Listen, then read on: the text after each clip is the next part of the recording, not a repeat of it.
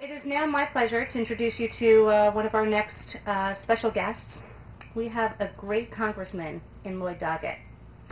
His commitment to Central Texas is long-standing, having served as a Texas state senator, Texas Supreme Court justice, and now as our congressman. Congressman Lloyd has personally visited our data Foundry facilities in Austin.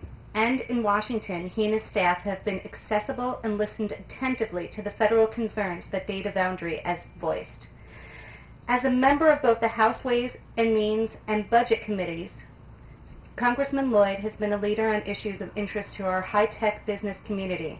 Our Congressman, Congressman Lloyd Doggett. Thank you. Thank you. Thank you very much, and Mike, thanks for the leadership you and your team at the Chamber provide to spur economic growth locally when we face so many challenges nationally and internationally. I think that Ron and Carolyn have really been pragmatic visionaries. They envisioned a need within the technology field, and they came up with a way to fulfill that need and to do it in a very pragmatic way in tough economic times. Since we're here literally on their back 40, as was just described by Ed, I think of another entrepreneur with the more typical ranch, and that's a fellow named Charlie Goodnight. Charlie, at the age of 10, was here in Texas. He joined the Texas Rangers when he was 21. He invented the chuck wagon. And at the height of his career, he had not only a back 40, but actually a 1 million acre ranch here in Texas with 100,000 head of cattle. And when asked the secret of his success at age 91, he said, "I'll be damned if I could ever find time to lie in the shade." Well, I expect a few people who are going to be constructing here would like a little shade, or maybe some of those chilling units Ed was talking about. But Data Foundry clearly found no time to lie in the shade. And its success, beginning, as was noted as Texas.net, is really remarkable. Bold risk-taking, smart execution, the company has grown from a fledgling startup to a high-tech leader. Now we break ground on the premier greenfield data center in the state. With this groundbreaking, we're spurring some new jobs and some economic development.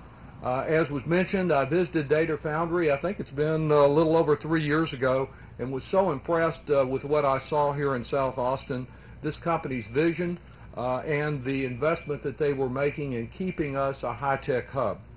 I've worked with Ron and with Andy as they come to Washington and here on their shared concern that high-speed internet extend to every corner of this country, and that providers not get in the way by either restricting content or invading the privacy of those that use the internet. Approach the Texas Capitol building there on Congress Avenue, there's an old orange plaque for the Chisholm Trail.